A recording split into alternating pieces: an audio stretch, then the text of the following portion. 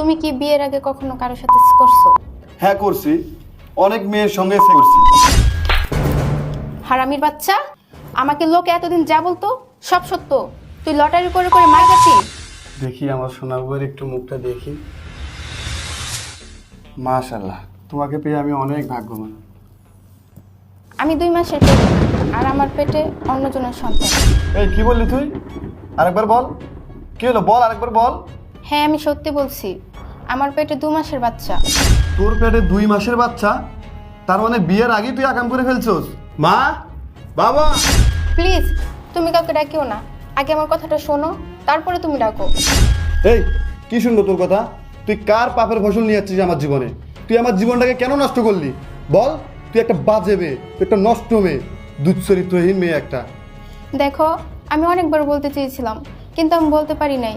মা বাবার মুখের দিকে তাকিয়ে তাদের মান সম্মানের কথা চিন্তা করে আমি কিচ্ছু বলতে পারি নাই। চুপ, নষ্ট মেয়ে কোথাকার। তুই তোর বাবা মার সম্মান বাঁচাতে গিয়ে আমার এবং আমার ফ্যামিলির সম্মানটা ধুলে মিশিয়ে দিলি। ইচ্ছে করতেছি তোকে গলা চিপে মেরেছি। প্লিজ তুমি আমার কথাটা শোনো, প্রয়োজন আমি এই বাচ্চাটা নষ্ট করে ফেলবো, তারপরে তুমি কাউকে কিছু বলো না। প্লিজ আমার কথাটা শোনো, তুমি যা বলবো আমি তাই করব।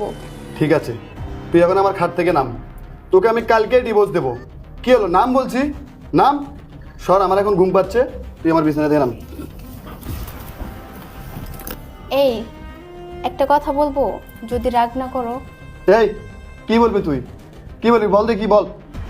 আচ্ছা, তুমি কি বিয়ের আগে কখনো প্রেম করো নাই? চুপ কর খাঙ্কি মানে, তোকে এসব কেন বলবো? তুই আমার বিছানা থেকে নামবি নাকি লাথি মারবো? তুমি রাগ করছো কেন? একটা রাতই তো, কালকে তো তুমি আমাকে ডিভোর্স দিয়ে দিবা। একটা রাত আমরা বন্ধু হয়ে থাকতে পারি না? হ্যাঁ তুই তো ঠিকই বলছিস, কালকে তো তুই চলেই যাবি। তাহলে বলি, হ্যাঁ আমি বিয়ের আগে অনেকটাই প্রেম করছি, তাতে তোর কোনো সমস্যা?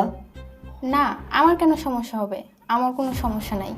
আচ্ছা তাহলে একটা কথা বলো, তুমি কি বিয়ের আগে কখনো কারোর সাথে সেক্স করছো? হ্যাঁ করছি, অনেক মেয়ের সঙ্গে সেক্স করছি। আর তোকে বললে তো কোনো সমস্যা নাই, কারণ তুই একটা নষ্টা মেয়ে। তুই যদি কখনো গিয়ে মানুষের সামনে বলিস আমার কথা, আমিও বলবো যে ওই নিজে একটা নষ্টা। ওর পেটে 2 মাসের বাচ্চা, তাও আবার বিয়ের আগে। আরে না, আমি কার কাছে বলবো? আমি কারো কাছে বলবো না, তুমি নিশ্চিন্তে বলতে পারো। এই আমি শুধু একটা মেয়ে না, আমি একাধিক মেয়ের সঙ্গে সম্পর্ক করতাম। আমি লটারি করে করে নির্ধারণ করতাম কোন দিন কোন মেয়ের সঙ্গে রাত কাটাবো। আরও শুনবি, আমি এ পর্যন্ত যতগুলো মেয়ের অ্যাবর্শন করছি, থাক তোকে এসব বলে লাভ নাই। হারামির বাচ্চা, আমাকে লোকে এতদিন যা বলতো সব সত্য। তুই লটারি করে করে আগে লাগাতি। তোর এই সব কুকুরটির কথা আমি এই ফোনে রেকর্ড করছি, আর এগুলো আমি তোর গুণধর মা বাবাকে শোনাবো, আর তাদেরকে বলবো তাদের গুণধর পুত্র কতটা ভালো। বাহ, তুই তো ভালোই অভিনয় করতে পারিস। আরে তোর তো নিজেরই চরিত্র ঠিক নাই, তুই এবার আমার চরিত্র নিয়ে কথা বলিস। তুই আর একবার আমাকে নিয়ে আজে বাজে কথা বলবি, থাপ্পড় দিয়ে গাল লাল করে দেবো, বেশ্যা কথাকার। চুপ, তুই কাকে ব্যবসা বলিস? হ্যাঁ, আমি এতক্ষণ তোকে যা বলেছি সব মিথ্যা কথা বলেছি, আর এগুলো যদি না বলতাম তোর এর আসল চেহারাটা আমি দেখতে পেতাম না। আমি তোর মতো খারাপ না যে বিয়ের আগে নিজের সতীত্ব বিসর্জন দিব। দেখো, তুমি কিন্তু আমার সঙ্গে চালাকি করতেছো। তুমি কি ভাবছো আমি তোমাকে সত্য কথা বলছি? আমিও তোমাকে মিথ্যা কথা বলছি, কারণ আমি ওই টাইপের ছেলে না। তুই সত্যি বলছিস কিনা মিথ্যা সেই প্রমাণ আমার কাছে আছে, আর আমি এতক্ষণ যা বলছি সব মিথ্যা বলছি। আমি তোকে বলছি আমি 2 মাসের প্রেগনেন্ট, এটাও মিথ্যা কথা। আর তোর যদি বিশ্বাস করতে সমস্যা হয় তাহলে তুই কালকে আমাকে ডাক্তারের কাছে নিয়ে যা, আর চেক আপ করে দেখ আমি সত্যি বলছি নাকি মিথ্যা বলছি। তোরা পুরুষরা এমন কেন রে? তোরা সহজ সরল মেয়েগুলোকে প্রেমের ফাঁদে ফেলে তাদের সর্বস্ব লুটে নিস। তোরা কি একটাবার ভাবিস ওই মেয়েটা কারো সন্তান, কারো বোন অথবা কারো বউ হবে? আমি যখন তোকে বললাম আমি 2 মাসের প্রেগনেন্ট, তুই আমাকে কত কথা শোনালি, কত গালমন্দ করলি। তোরা কি একবার ভাবস তোরা যে মেয়েগুলোকে নষ্ট করলি, খারাপ বানাইলি, ওই মেয়েগুলো তো একদিন কারো না কারো বউ হবে, কেউ না কেউ তো ওদেরকে বিয়ে করবে।